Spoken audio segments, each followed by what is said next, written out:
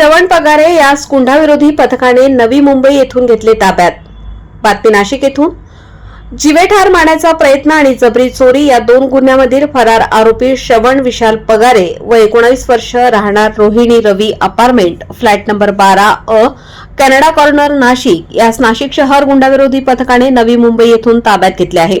घटनेची सविस्तर माहिती दिनांक 7 डिसेंबर 2025 रोजी फिर्यादी आदित्य दीपक कांबळे यास आरोपी श्रवण पगारे, हर्षद पाटणकर आणि अजय पाटणकर यांनी फिर्यादीच्या सासऱ्यांनी केलेल्या केसेस मिटवायच्या आहेत असे सांगून विवा शिरवाडकर जॉगिंग ट्रॅक येथे बोलावले।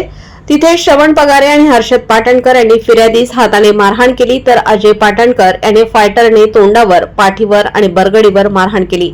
त्यानंतर हर्षद पाटणकर यांनी पिस्तूल काढून फिर्यादीला जीवेठार मारण्याची धमकी दिली आणि शर्टच्या खिशातील 1200 रुपये जबरदस्तीने काढून घेतले।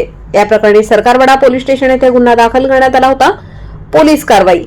सदर गुन्ह्याचे गांभीर्य लक्षात घेता नाशिक शहर पोलीस आयुक्त संदीप कर्णिक, पोलीस उपायुक्त गुन्हे किरण कुमार चव्हाण आणि सहाय्यक पोलीस आयुक्त गुन्हे संदीप मिटके यांनी गुंडाविरोधी पथकाला तातडीने आरोपींचा शोध घेऊन अटक करण्याचे आदेश दिले होते। गुंडाविरोधी पथकाचे पोलीस अंमलदार घनश्याम महाले यांना माहिती मिळाली की आरोपी श्रवण पगारे हा कामोठे नवी मुंबई येथे जिम मध्ये काम करत आहे। या माहितीच्या आधारे सहाय्यक पोलीस निरीक्षक ज्ञानेश्वर मोहिते यांच्या नेतृत्वात पथकाने 10 डिसेंबर 2025 रोजी नवी मुंबई गाठले।